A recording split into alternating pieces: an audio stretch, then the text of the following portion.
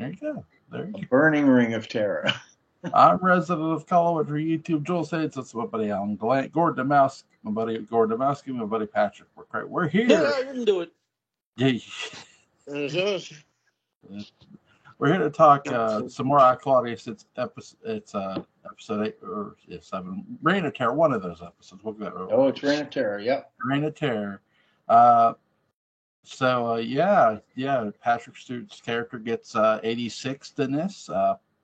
Really well. No.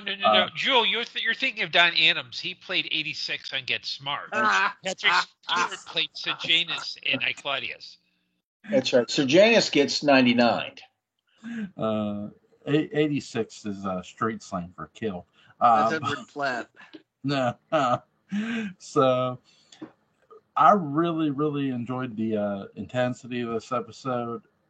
Everybody is everybody associated who was loyal to Sir Janus is gonna get killed. He's wanting to take over, but to no avail. It's not gonna happen. I will say one of my favorite things about this episode, I gotta ask you guys this, is not necessarily the execution, but how they shoot post the execution. You see all the bodies laying there. You see the heads laying there. This is by far one of the goriest episodes yet.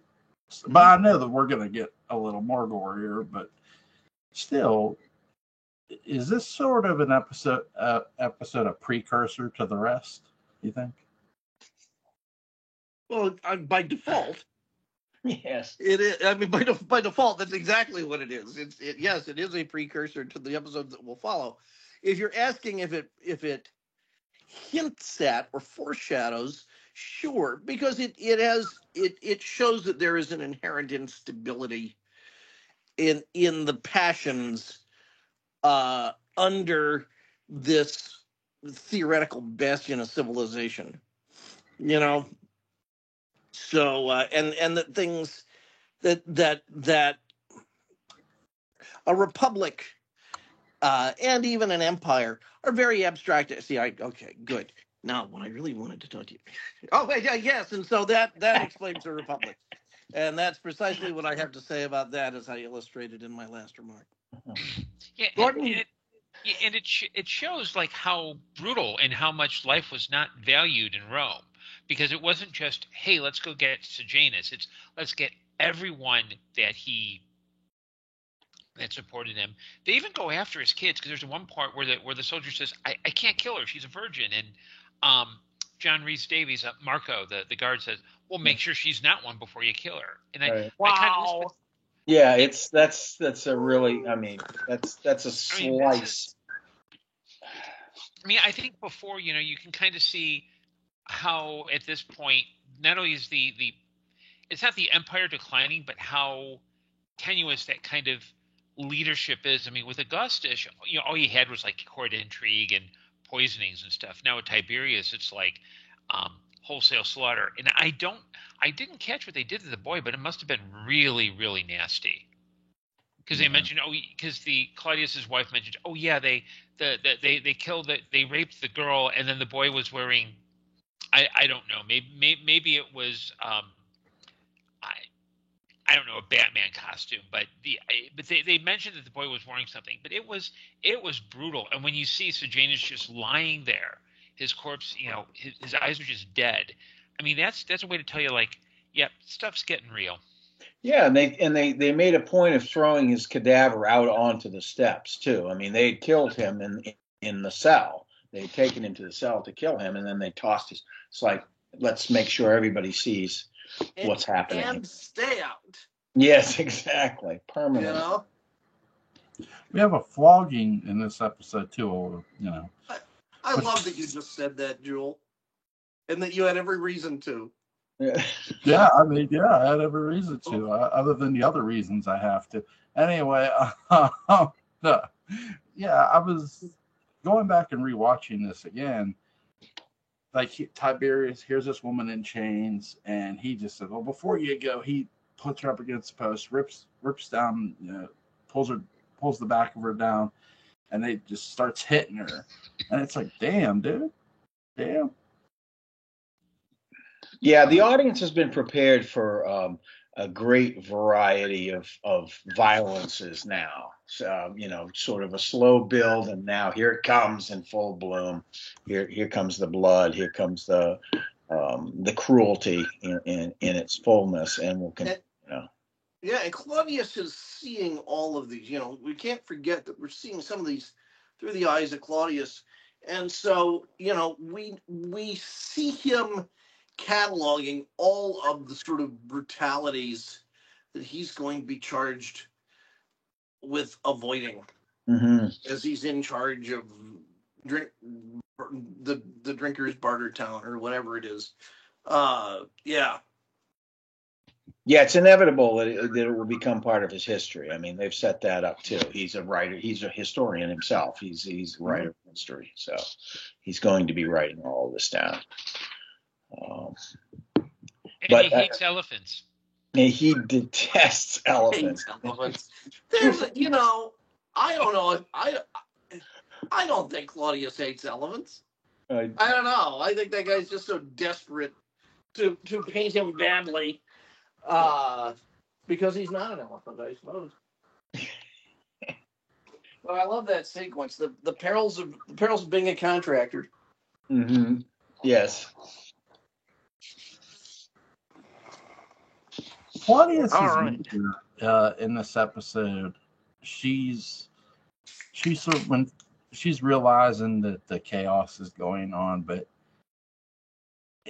do you think she had any implication of what Tiberius would really do once basically, even though she's not the one technically, revealing, technically she's. Who are you talking about? She's sending the letter to the emperor, and did you guys think that she had any implication of how things were going to go down?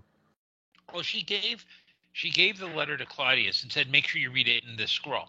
I think she knew precisely what she's doing. Oh, yes. Because, when you hear rumors that Sejanus is, essentially Tiberius is like, he's soaking in sun. He's like, okay, Sejanus, you're in charge. And Sejanus he's fooling around. He's like beating people up. He's gone. And Tiberius is like, because at one point, after the slaughter, Tiberius is talking to Caligula, who's like, who is telling him, kind of flattering him, and Tiberius says, "Oh, hey, Caligula, you're our new emperor." But yeah, no, I think she knew precisely what she was doing. Yeah, and it was, obviously it was designed to cause a purge. She was well aware of how Tiberius was going to react, and so everyone down to, Claudius is protected, but his wife is not, because she was sort of installed, being Sejanus's sister. And then there was that whole panic scene on account of that. She realizes that she's a part of this conspiracy, at least through her ascension to marry Claudius. So, and then Claudius does the smart thing, which is hide behind a curtain, I think. Just kind of get away. just get away from me. It's true. Claudius is he is the paragon of arranged marriage attitude. It's like, I don't care if I sleep with you. Just go live in your own house. Especially since his family was laughing at him when he got married to that woman. Yeah. Yes. Yeah. We got Herbert Wise directing this episode. Your writers are Robert Graves and Jack Pullman. Pullman and Graves working together. What did you guys think of the direction of this episode? We haven't really got into the directions of the episodes, the directors or side. Okay, so this is a good thing to discuss. What Joel Free? What does directing in an episode of TV mean to you? Well, as somebody who's been going back through the Dark Shadows episodes, which I've got to do an episode after we're done here. Yeah. I've spotted the difference between Leela Swift and John Sedgwick. Their directing styles, how they directed the camera with Dan Curtis Productions, not just the set shots, but the on location shots that we do get. Sometimes with John Sedgwick, he won't always pan the camera back right away, and then as somebody's walking to a location, he'll do a tracking shot, and he'll shoot them from the back, and then he'll pan out to see if anybody's like coming up behind the person or somebody's already waiting for them.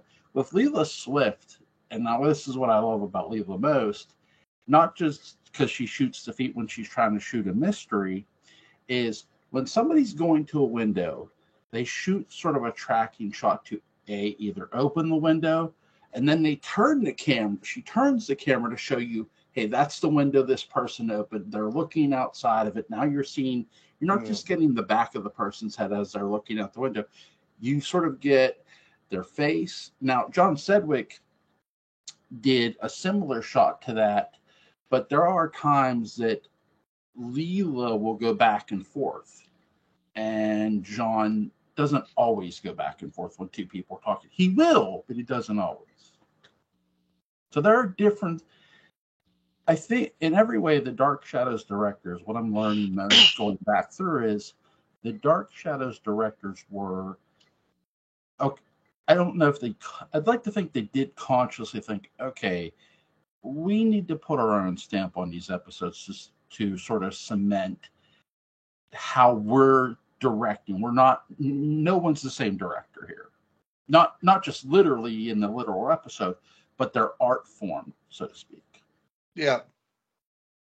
That's how I define directing an episode.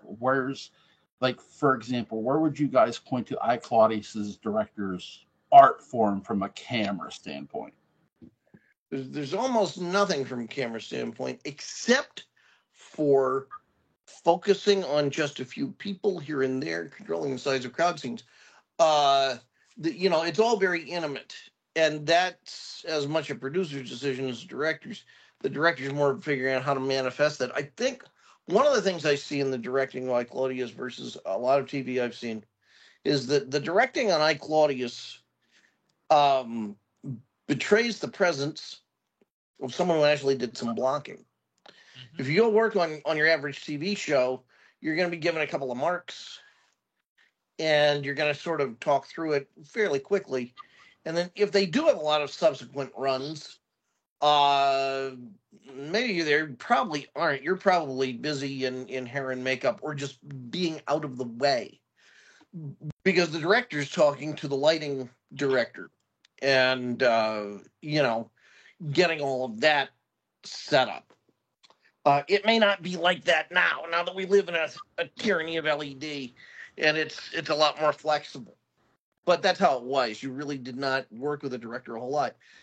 But on I, Claudius, I can tell you where it certainly shows up, and that's in the blocking of actors, so that you have these these two-hander scenes, these two-person scenes, which generally have different spaces within one big space, and the way that they move those two actors together tells you exactly who they are, what their power relationship has been, what it is presently, and where they want that to go. And at what speed and at what rate and so on and so forth. It is pretty miraculous. With I, Claudius, too, scenes could be shot in and out of sequence if necessary. Yes. And you can stop camera. And, of course, with Dark Shadows, the art of directing was limited because there was no stop camera, except in an extreme case here and there. So you just ran it because of budget concerns. So you couldn't set up a truck shot, like you could with I, Claudius. If there was a crowd scene and you want to truck the camera in from the crowd into a grouping of two people having an intimate conversation off to the side, you could do that. You could set that up. You could make sure that was going to happen smoothly and not hit the top of the sets and various other things that might be at risk by doing it once during camera blocking and then just doing it live. Yeah, So and, that's the difference. yeah, and Wise focuses a lot on performance and less on camera dynamics. Yeah, as Patrick said, it's more about blocking. You have to consider with both the BBC and Dark Shadows at this time, your cameras were big, heavy videotape cameras that you actually had to physically push. You usually had an area called the gallery where you had several monitors. You would have had the direct at this point. You would have had a director and like a vision mixer, and you would have them coordinating. So, okay, go roll camera 5. Okay, dissolve now, or push in gently, and especially because, yeah, and or both. And I, Claudius was filmed at BBC Television Center, which is basically a big building, which has studios and everything in it. With Dark Shadows, there's not really a lot of, maybe the earlier episodes there's some visual distinctiveness, but at some point when they had to get it out and out. At some point, Phil and John were probably told, no, you ain't no auteurs here. This is television. We got to crank this stuff out, and then Dan Curtis would come with his golf club and swing it at them. But what is that noise? That noise is my dog. He's going nuts. Okay. I apologize. That's fine. And no, as long as there was an explanation, that's okay. It's a large rubber bat sound effect. Yes. Okay. Gordon, I'm sorry. Continue. And have you wrapped up? Oh. Yeah, and for depending on the show, like I can think of it in terms of classic Doctor Who. You might have directors who had very specific kinds of. They handle certain types of stories where you can tell that there's certain directorial flourishes. Like if you wanted something that was very military, very action based, you went to Douglas Camfield. If you wanted something that was a little bit more character based, you would go to Paddy Russell. If you wanted something that was a bit more in the, I'm trying to think of all the directors there were, so there was no like house style, but with that kind of cameras, with that kind of technology, you couldn't do a lot. So you had to really rely on performance. The whole scene with Claudius and his wife, you don't see a lot of gore until one shot. She's talking about how horrible it is, and there's this slaughter, and there's everything else. So it's hard to be an auteur in 70s television because you're dealing with very static kind of shots. You don't have a film camera. You can place different angles and you can edit together. With videotape at that time, you could edit, but it was a bit trickier to do. And time-consuming and expensive. Yes. Mm-hmm. Every time you clipped a spool, it cost you the full spool of videotape, and it was just insane. And I remember hearing stories about Dark Shadows when they had to do that. It cost them like between $300 and $500 for a spool, and it's like that's a lot of money in 1969 or whatever. So the cameras. I don't know what they had at BBC, but the Dark Shadows cameras were Norelco Plumicon cameras. They had these 3 huge tubes inside of them for each color, RGB, and they had to be calibrated, and sometimes they had to be recalibrated because they wouldn't hold their white balance, or they wouldn't hold their color balance. And the zoom lens alone, which is the thing you saw sticking out of the front of it, weighed 60 pounds, just the zoom lens. So the whole unit probably weighed several hundred pounds and had to be put on top of a hydraulic lift. And you can see pictures of that. The cameras are on these big hydraulic lifts with large wheels close to the ground that are kind of holding all of this weight. So these people are pushing this stuff around, and it's not perfectly balanced, so you can't just touch it and roll it. That's what one of the things about camera blocking is making sure the cameras weren't crashing into each other when they had to cross, and that the gaffers were moving all the cables out of the way and all that sort of thing. You know, But again, without Claudius, it wouldn't have to be quite that critically done. So. Yeah, you're right. What were you guys' favorite scenes in this episode?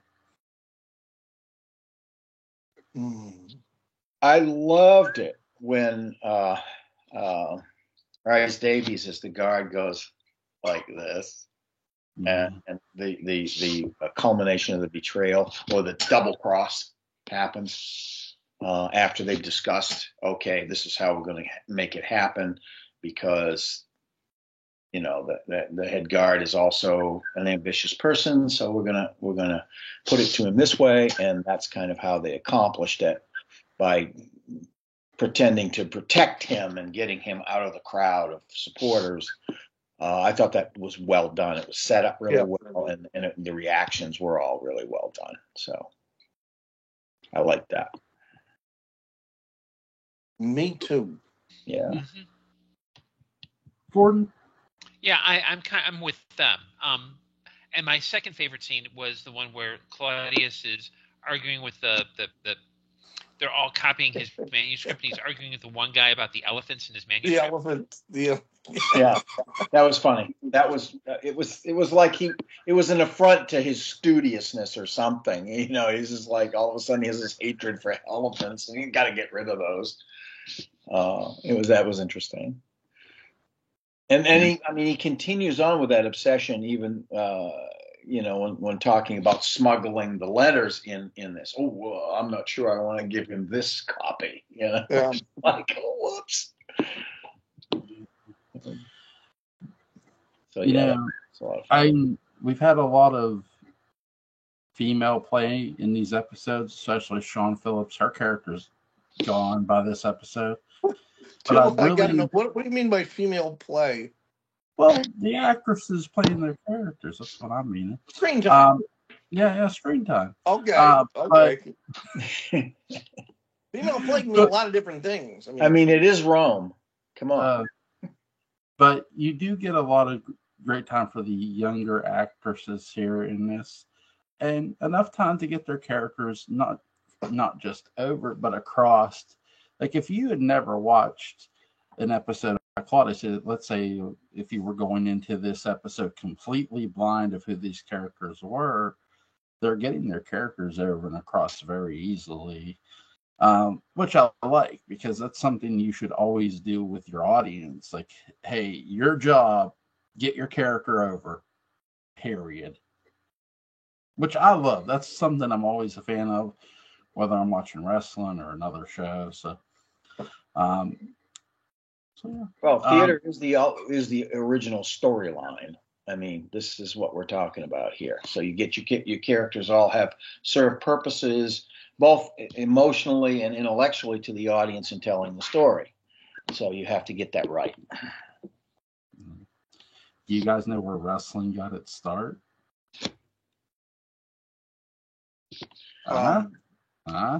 No, Joel. I don't think any answer I could give would still not prevent what is about to take place. Joel, the look on your face says you're about to say something really smutty.